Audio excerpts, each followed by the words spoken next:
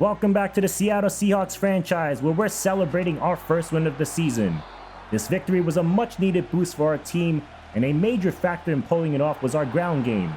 We saw just how effective we can be when the trenches are controlled, and it's the kind of performance we'll need to replicate if we're going to string together more wins and build momentum as the season progresses. The early weeks of the season had us facing off against rookie quarterbacks, and while the competition wasn't top tier, we just managed to edge out of the Patriots. But today's game is going to be a whole new challenge. The Miami Dolphins bring a whole new level of competition to the table with speed and high-powered offense that can strike fear into any defense. Their ability to move the ball quickly and create explosive plays means we'll need to be our absolute best on both sides of the ball. We have some dev upgrades on some key guys I want to highlight before today's game. First, Christian Haynes will be making his debut start at center due to our injuries on the O-line. Meanwhile, we're also missing Noah Fant today, and that will give our rookie tight end AJ Barner from Michigan a chance to step up in a starting role. But excited to keep these games going, as this episode will cover the first of 2 games to keep the season moving, because we all know that the second year is where the rebuild really starts. If you're excited for more, make sure to hit that like button and subscribe.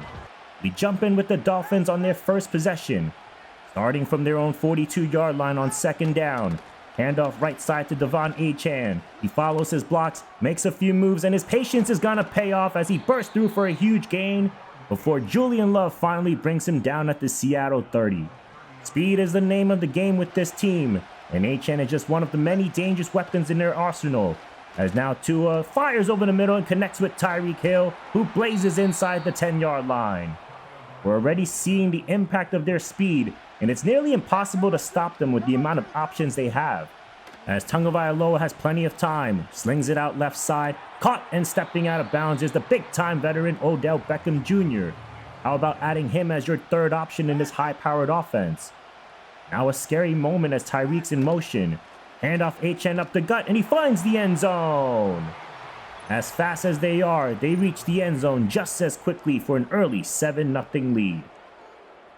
Seattle searching for their first win at home, already finding themselves trailing. As Walker is in motion on third down, it's stumped off to Charbonnet on a screen. He'll follow the blocks and jetting his way for a first down. Charbonnet was extremely productive in the last game when he had opportunities, and I'm loving the option of having him as our second back. But we still have Kenneth Walker. His play is crucial to our offense, and it goes without saying how important he is to our recent success.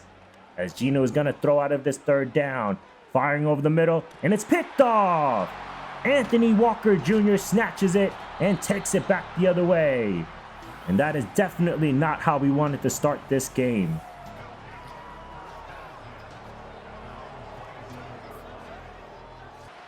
After the turnover, we'll see how reliable our defense can be following this rough start, as Tua gets dropped quickly for a sack. Uchenna Nwosu has been impressive to start the season, getting to the backfield in 3 straight games. As pressure will get to him again, and that looks like a real-life throw from Tua, as Byron Murphy will bail our offense out. Unfortunately, things didn't improve much for our offense. The defense was relentless, consistently pressuring Geno and dropping him in the backfield. Our offensive line struggled to provide any protection, leaving Geno with little time to throw or even get the play developed. Luckily, our defense did a great job containing them and forcing 3rd and longs, as Tua looking to convert to Tyreek deep, and that's excellent coverage there by our second-year corner Devin Witherspoon. The game didn't unfold the way I expected it to, considering their high-powered offense and how ours played last week. But that's a nice spark with Kenneth Walker, who gets us his biggest run of 11 to move the chains. Hopefully that will open up how we attack vertically, as they run play action. And just like that, as DK Metcalf cuts across the field and has his biggest catch of the day and finally pushing them back to Miami territory. Maybe they can finally come away with points before the half. Booting out left and firing, and Metcalf is even more open this time and making his way into the end zone for a touchdown. I mean, I'm not sure what the Dolphins were thinking on this play. You cannot leave Metcalf that wide open with space to run, and a great job by Tyler Lockett with the block in the end zone. Dolphins managed to pick up a field goal before the half as we transition late in the 3rd quarter, as Geno drops and fires left side, and a nice job there by Metcalf boxing out the defender and adding on to his already impressive day. That's the exciting part of our offense. It could be anyone's day to contribute. Last week was Kenneth Walker, but it's DK today as he makes another catch for a first down. This is a rare moment where our offense is finding some rhythm in this game. Speaking of Walker, here's a carry, and the Dolphins are all over it. Just isn't his game, but our offensive line hasn't found a way to create lanes for the run game. As Smith trying to get it to Walker, and he couldn't hold on. And this will result in a field goal attempt. Jason Myers, 42 yards, left hash. Kick is up, and slicing too far right and no good. Of course we'd miss. Things going south as we head into the fourth quarter. Handoff to Mostert. Baker gets knocked out of the play, and he'll easily propel himself to the 45. Dolphins having a different experience from the ground. As Tyreek Hill is in motion. Good time for play action, and a beautiful route by Hill on the comeback. Tariq Woolen gets caught playing flat-footed, and in 2 plays they surge into Seattle territory. Now a funky play that's a counter run. Achane with blockers and space gets by Witherspoon with eyes for the end zone and tackle down inside the 5. On 2nd and goal, to the end zone, and Jenkins gets beat on the outside as Jonnu Smith will put them up by 10. Putting up only 7 points against a mediocre defense is far from what we expected. We've struggled to find any consistent rhythm on offense, and now as we're late in the fourth quarter, we're running out of time to turn things around. As Barner the rookie couldn't hold on, and the Dolphins will take over again. Already making their way into Seattle territory from the 33, and that's hauled in near the numbers as Jalen Waddle will push them near the red zone. We have been a bend but don't break type of defense today, and you wonder how much we can hold on. As Tyreek Hill makes another catch and a nice effort there by Boye Mafe to track down the speedster.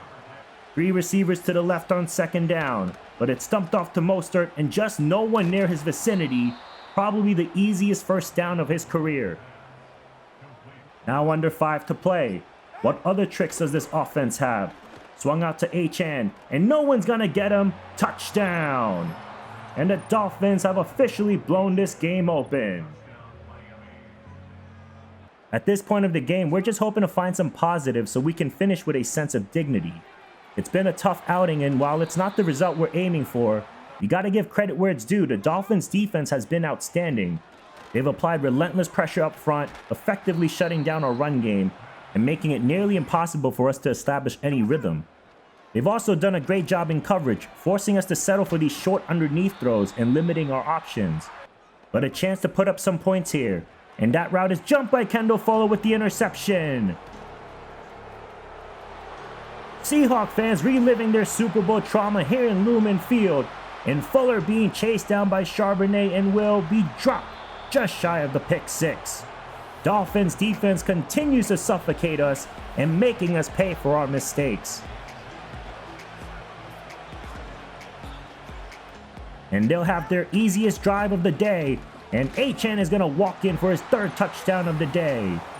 This was once a 10-7 game entering the fourth quarter, and we have no choice but to see what Sam Howell's got, and maybe fight for a chance to start next game. And a good start on his first throw, hitting Barner the rookie right off the bat.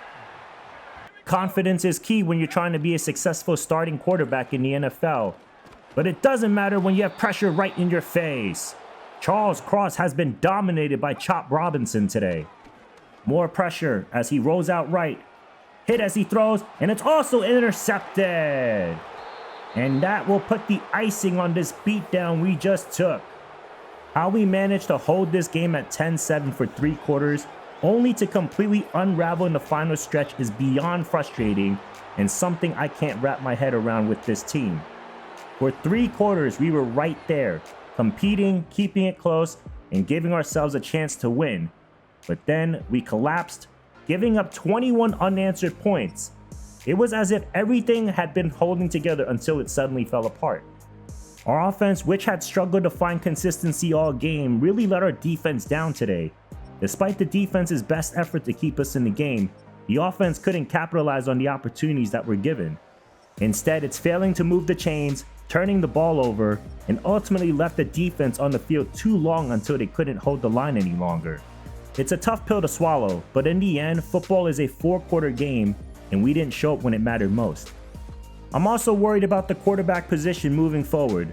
To be honest, the options available in the upcoming draft aren't exactly promising. There are 2 quarterbacks projected in the first round, but neither of them fits the mold of what I'm looking for in a franchise quarterback. Their arm strength in particular is a concern for me. I'm looking for a guy who can stretch the field, which is why I might lean to O-line in the first round. But we'll move ahead to our current state, which is taking on a struggling Lions team whose offense is dead last. I didn't think there would be anyone worse than us. However, looking at this matchup on paper, it's hard to not feel like we might be in trouble. Their guys in the trenches have the potential to completely outmatch us, especially if we don't bring our A game from the start. They've got a formidable front on both sides of the ball, and this game might come down ultimately to who can generate more pressure in the backfield. And if I'm honest, I have serious doubts that's going to be us. But we'll get this thing rolling as we have our first Monday Night Football game. As the Seahawks will start with the football at the 45. Kenneth Walker looking to have a much better game, but he'll manage to only get half of the 6 yards he needed. On third down, it's a gift to Charbonnet, and he'll power his way through for a first down. We gotta get this ground game going, and so far it's been effective enough. As Geno's gonna throw out of this. Going deep, Metcalf can't hold on, and DK was injured on this play, and he would not return to this game. Other options need to step up. As Smith throws and finds Noah Fant over the middle. He'll pick up the first and more. Seahawks off to an amazing start on this opening drive. A few plays later, throwing, and he finds Lockett on the outside. And that'll bring them inside the 10. They've already milked the majority of this first quarter on this drive alone, as Smith can't find anyone and will be taken down for a sack by Aiden Hutchinson. Backed up to the 11 as they continue to search for the end zone. Dumped off to Noah Fant, and he's off to a great start to this game. This will be the 15th play on this drive and looking for 4 to get them the early lead. Smith to Walker, and he's into the end zone.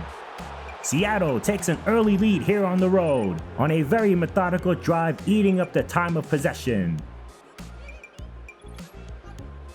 Our defense will need to manage and win the battles up front, and that's not the way we want to start, as Jahmyr Gibbs has a lane that parted like the Red Sea and making their way near midfield.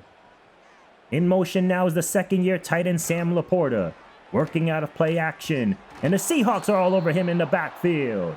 First one to the scene is Leonard Williams with the assist from the rookie Murphy. Now back to Gibbs on the right side. A beautiful block by St. Brown, and Gibbs will somehow get all of it back and more. Defensive line already outmatched, and we'll see if the Lions opt to snap this ball.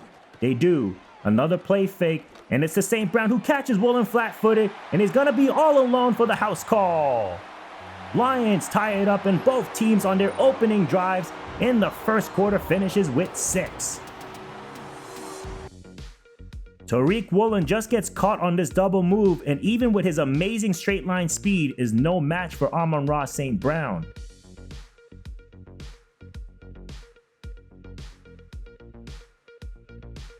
Exciting first drive for 2 struggling offenses, and Seattle looking to remain true on the ground game as Walker will take this outside and pick up a first down.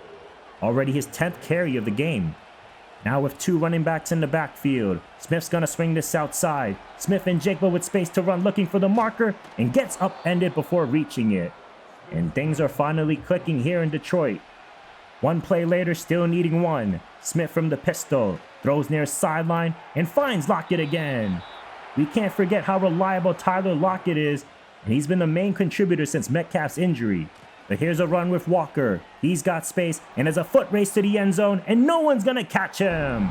Touchdown number 2 on drive number 2 for Seattle, and I'm glad they've finally woken up. Great job by Kenneth Walker on the run, but how about the heart by Tyler Lockett laying not 1 but 2 blocks to open up those lanes? And that's the type of play that wins you games. We'll see how Detroit will respond as we near the end of the first half. Goff from the gun, goes to his favorite target over the middle again, and St. Brown has been a real problem for us in the first half of this game. Now he's lined up in the slot, but Goff hits the slant to the speedy Jameson Williams and taking this inside the 30.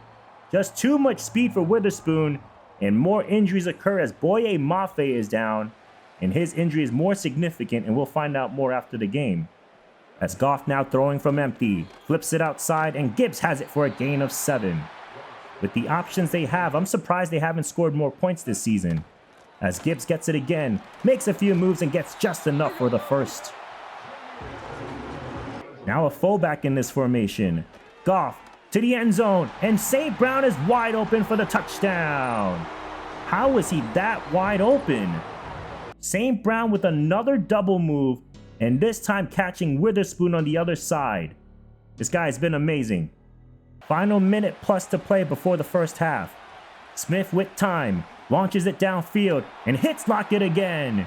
Huge gain and taking us to field goal range with his 5th catch of the day.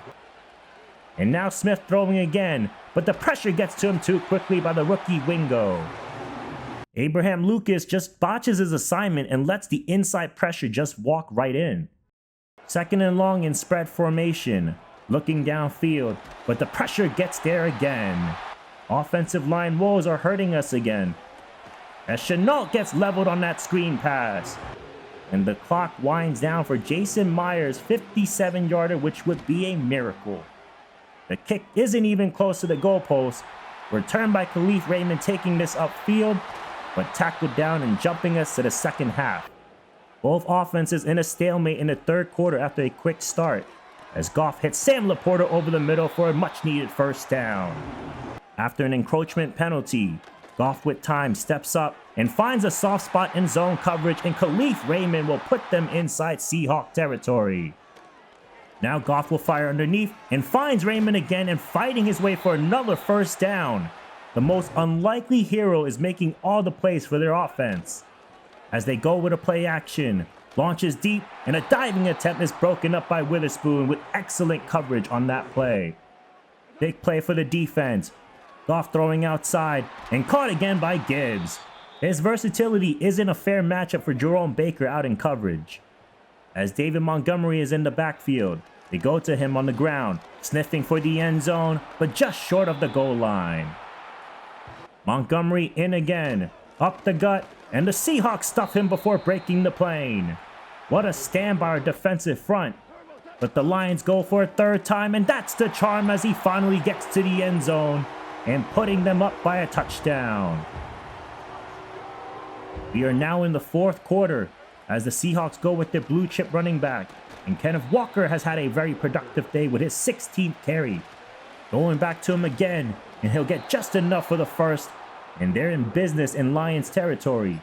From the 46, Lockett gets it on a touch pass, looking for space, gets a block from Walker, and blazing forward for a huge first down. Tyler Lockett's big day continues, and he has been so much fun to watch in this game. As Walker will now maneuver his way up the middle, and a big gain nearing the marker.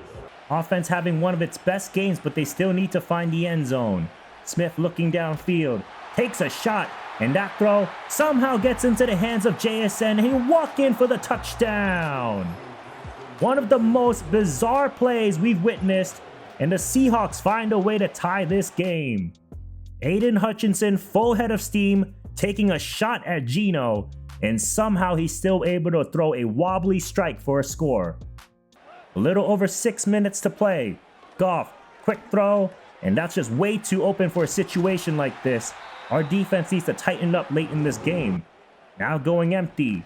Goff has all day to throw. Firing left, caught, and that will net them 8 yards. And from this point, it'd be a 50-yard field goal.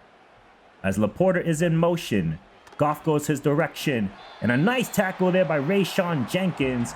That might give us a chance to make a huge stop in this game.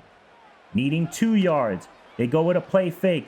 Pressure from the right side, and they take him down for a sack. Derek Hall in for the injured Mafe makes a game-changing play. And the kicker is Jake Bates kicking from 57 yards. And the kick is pulled too far left, and it's no good. Nice to see someone else miss for a change. Chance now to win the game. Starting it off with a screen. Walker didn't get the block he needed from Haynes, but that'll work with 5 yards. Time winding down. Walker on the ground, lowers his shoulder and just shy of the marker as he reaches 100 yards for the second time this season. Critical 3rd down. They run it with Walker, and the Lions weren't ready for it, and he has tons of space, putting them well in position to take the lead.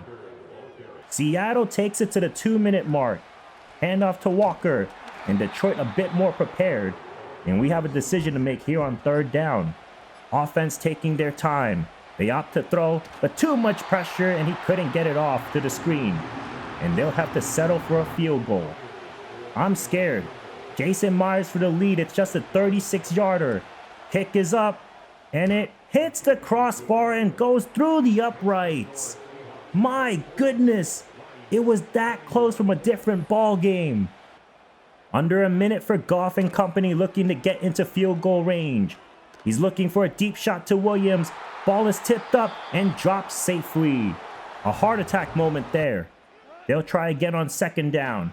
Goff drops, fires a bullet, and it's in and out of his hands. Khalif Raymond that time unable to hold on. 3rd down. Goff with time to throw. Going deep on the outside, and Love able to knock that down. Jared Goff is playing fearless right now, but we've answered. But can we do it one more time? And what a play to knock that down by Jerome Baker. And the Seahawks are gonna steal a win here on the road. What an exhilarating game we just witnessed. And to do it in a primetime spotlight makes it even sweeter. This win was a complete turnaround from our game against the Dolphins, where we struggled to find any rhythm. Against this Lions team, we showed resilience and grit and able to close out in a hostile environment. It came down to the wire, but we found a way to pull through, and I'm just relieved that I can breathe now. Looking ahead to the rest of the season, this game highlighted a lot we can be excited about. But I do think that we have to figure out how we approach our offensive line. It's clear that if they play well, we at least have a chance of winning these games, which is why I want to focus more on guys like Charles Cross and Christian Haynes to make sure they are on the right track to be the future stars in the trenches. But I recognize how important it is up front, and with the quarterback position being so bleak in the draft, I'm heavily considering drafting an offensive lineman so that we can set whoever our future quarterback is for success. Speaking of, Geno Smith had one of his best games and the first one of the season where he doesn't throw a pick, and I am incredibly impressed with our defense in recent play. I think the Miami game wasn't fair given that we gave up 31 points, but it's mainly the offense that kind of gave it away. And when it mattered most, they stepped up, and I'm excited for the young core to continue to grow like Byron Murphy and Devin Witherspoon. If you told me when we started the season with these 4 opponents, I probably would say that we would have won 2 to start, which we did. It's just not exactly how I expected it. I do enjoy doing these 2-game episodes to speed up the season, but you guys can feel free to let me know what your thoughts are in the comment section. For the Giants game, we will be without Christian Haynes, who injured himself in practice, so more offensive line troubles are headed our way. And Boye Mafe is out for the next 4 weeks, and it's a bummer since he's having a pretty good start to the season. But we get to see the Giants next, and maybe we'll finally get a win at home. But that'll be all for this episode. Please like the video and subscribe to the channel if you haven't already. Appreciate you guys so much. Hope you have a great day. I'm Monkey C, and I'm out.